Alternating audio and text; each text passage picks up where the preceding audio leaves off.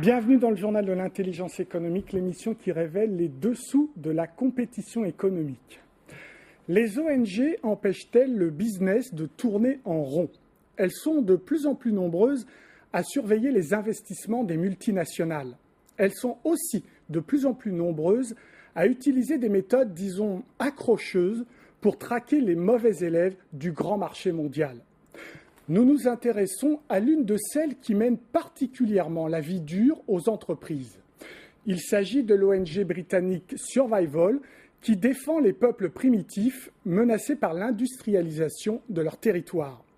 Direction Londres, au siège de Survival. Nos journalistes ont décrypté les méthodes de Survival pour dénoncer les entreprises qui bafouent les droits des minorités au nom du tout profit.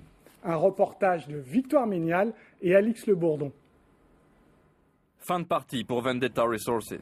La compagnie minière britannique n'exploitera pas le gisement de bauxite situé en Inde, sur les terres sacrées des Dangriakand.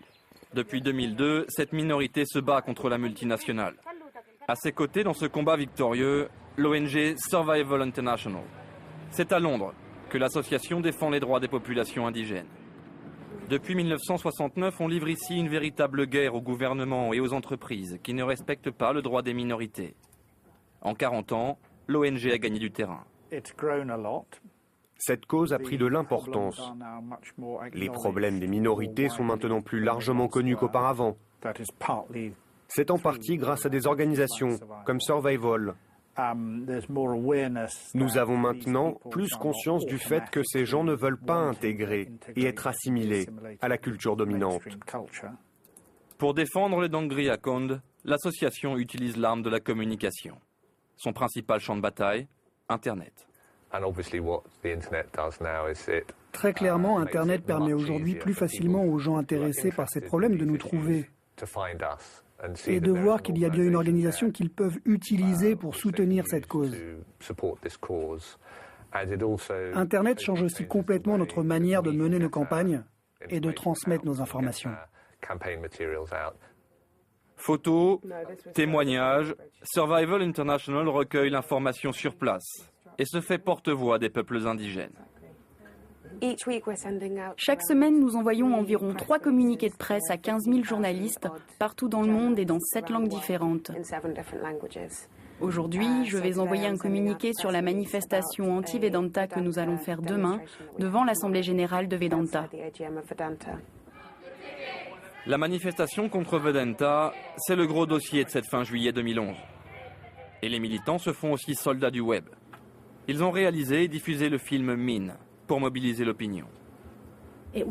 Ça a fait le buzz sur Internet. Plus de 650 000 personnes ont déjà vu le film. C'est intéressant de voir comment cela s'est répandu. Nous l'avons posté sur tous les médias sociaux et grâce à ces nouveaux mécanismes, nous avons pu atteindre un large nombre de personnes. Des personnes que nous n'espérions jamais pouvoir toucher directement. Les membres de l'équipe sont souvent sur le terrain et ne veulent pas être reconnus. De leur voyage, ils rapportent de quoi alimenter le site Internet. Cette guerre sur la toile concerne aussi les réseaux sociaux. Facebook et Twitter sont aujourd'hui les meilleurs alliés des peuples autochtones. Il y a un large réseau de personnes. Des centaines de milliers de personnes dans le monde sont maintenant connectées à ces peuples indigènes, connectées au travail de Survival grâce au site Internet et aux médias sociaux. C'est incroyablement puissant. Mais les campagnes de Survival sur le net ne sont pas du goût de tout le monde. Entreprises et gouvernements accusent parfois l'ONG de vouloir sanctuariser les cultures et freiner leur développement économique. Pour contrer les critiques, l'organisation a une règle d'or: s'appuyer sur une documentation rigoureuse. Bien sûr, quand des organisations comme Survival ou des populations indigènes se soulèvent contre les grands groupes pour défendre les droits des minorités, ces groupes vont forcément tout faire pour vous discréditer. C'est comme une guerre, c'est un jeu. Et ma réponse est la suivante: jamais Survival International ne prendrait le risque de diffuser une information qui n'aurait pas été vérifiée. Une vérité qui dérange les affaires. Des géants pétroliers américains se retirent d'Amazonie. Des compagnies malaisiennes stoppent la déforestation et la plantation des palmiers à huile.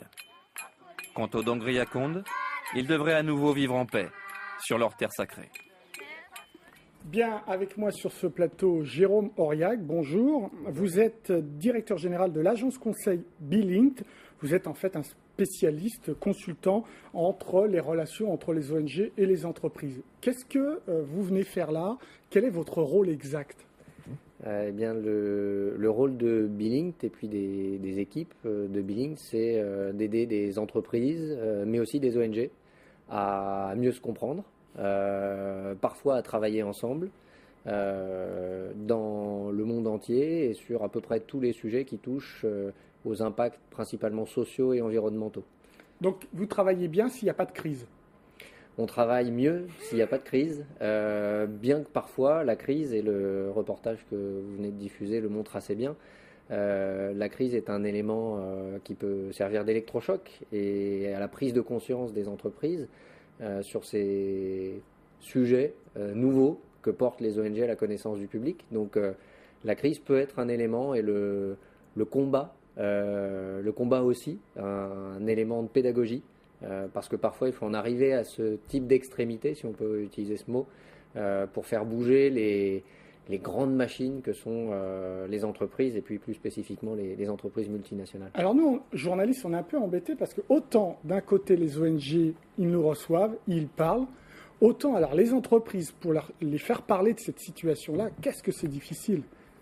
Très compliqué en effet. La plupart des entreprises qui mènent des projets, qui développent des pratiques, autour de peut-être une meilleure prise en compte des enjeux sociaux, environnementaux sur les territoires dans lesquels ils opèrent, n'ont pas nécessairement envie de communiquer dessus, de peur de se faire peut-être taper sur les doigts ou de peur aussi, ça arrive, de ne vouloir tendre la perche pour finalement alimenter un débat sans fin avec des organisations dont ils savent par avance que leur avis va rarement changer. Mais pourtant, là, quand il y a la crise et quand Survival tape sur les doigts d'un certain nombre d'entreprises, Vedanta, mais d'autres aussi, des entreprises françaises comme GDF, pourquoi celles-ci ne communiquent pas? Pourquoi il n'y a pas la même stratégie de communication?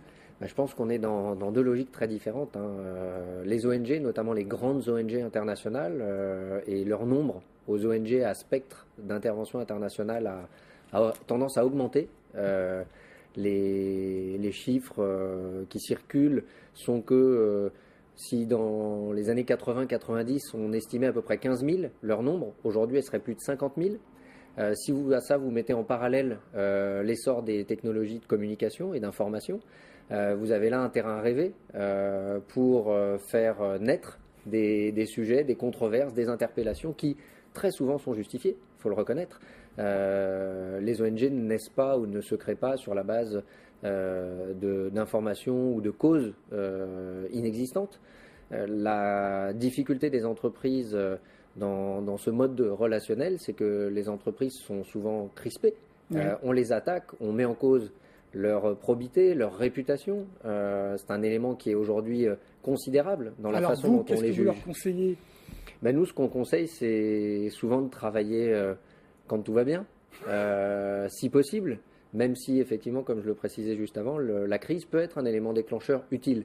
Mais évidemment, on a tendance à recommander aux entreprises ou aux ONG de faire le travail de sensibilisation, de mobilisation ou de conviction auprès des dirigeants pour changer des pratiques, des processus de gestion, d'anticipation des risques, et notamment de ces risques un peu nouveaux qu'on voit apparaître dans le spectre, qui sont les risques sociaux extérieurs à l'entreprise, pas les risques sociaux qu'on a l'habitude d'entendre, comme les conditions de travail ou le respect des droits de l'homme. C'est des choses qui, globalement, sont plutôt aujourd'hui bien intégrées, même s'il y a encore des exceptions. Pourtant, on a le sentiment, dans quelques exemples qu'on prend là en Indonésie ou en Amazonie, que les entreprises n'ont pas vérifié que les États avaient consulté les populations directement concernées. Or, il y a un cadre juridique international qui dit bien que ces populations doivent être consultées avant qu'une entreprise remporte un marché. Alors, la transposition de la règle internationale en droit national est souvent effective. Si vous prenez le cas du Brésil,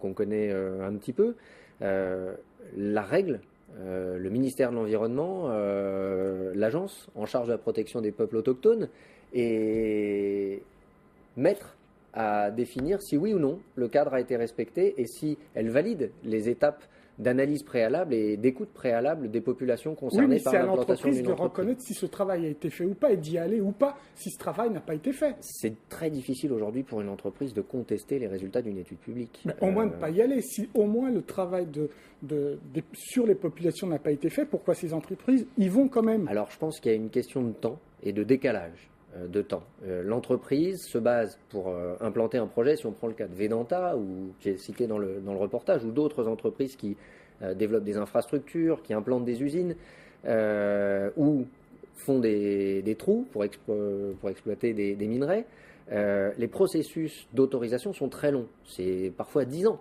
avant d'obtenir une concession. Sur ces 10 années, il y a des études d'impact environnemental qui sont obligatoires, des études sans doute pas suffisamment disantes en matière d'impacts sociaux qui sont faites, et l'État donne une autorisation. Alors, est-ce que l'autorisation suffit ? La plupart aujourd'hui des entreprises considèrent que respecter la loi est un bon début, mais ce n'est pas suffisant, on le voit. Comme on le voit. Merci beaucoup Jérôme Auriac pour ces réponses. L'émission est terminée, mais comme d'habitude, vous pouvez la retrouver sur france24.com. En attendant, restez avec nous car l'information continue sur France 24, évidemment. Au revoir.